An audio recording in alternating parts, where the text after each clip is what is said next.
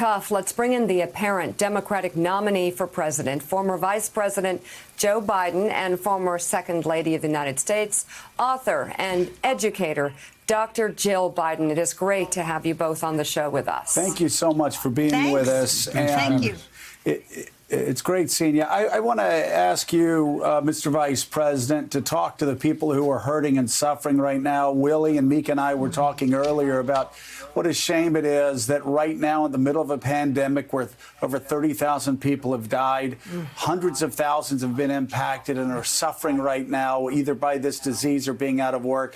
They don't have a national leader that can express empathy. Could you talk to them as a man who's endured loss and tell them what's on your mind right now and how you understand what they're going through? Well, Joe and Mickey, I really mean it. What's on my mind is they're on my mind. I mean, people are frightened. They're frightened.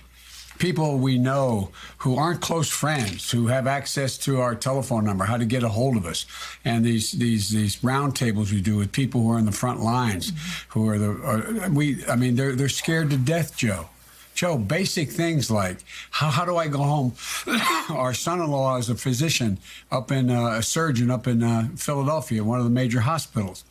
And he talks about the nurses who are afraid to go home because they may get their children get infected. They have little kids at home. What are they going to do? How are they going to take care of their child? What's going to happen when they can't see mom? We have a friend who tries to go to the nursing home and sit outside a window and put her hand up on the first floor window to just be able to touch her mother's hand at the other side.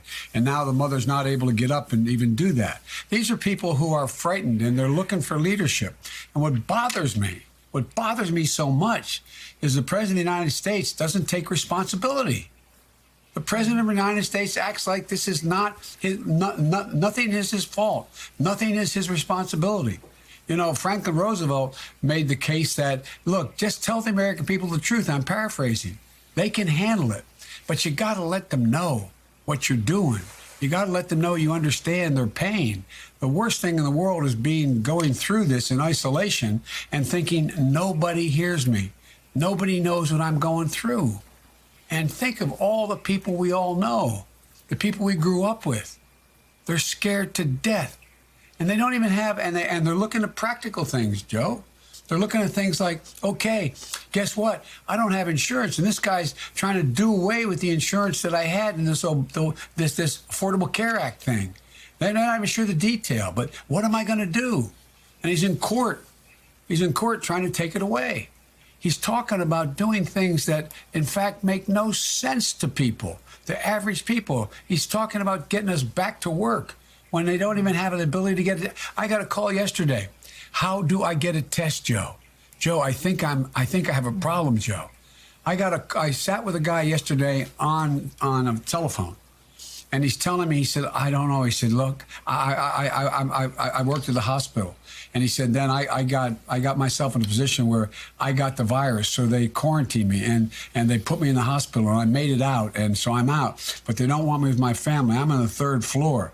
I spent 15 minutes on the phone with him saying, he said, I have a 3-year-old and a 4-year-old. And they come to the door outside and they just knock on the door and say, Daddy, can I see you, Daddy? Can I see you, Daddy?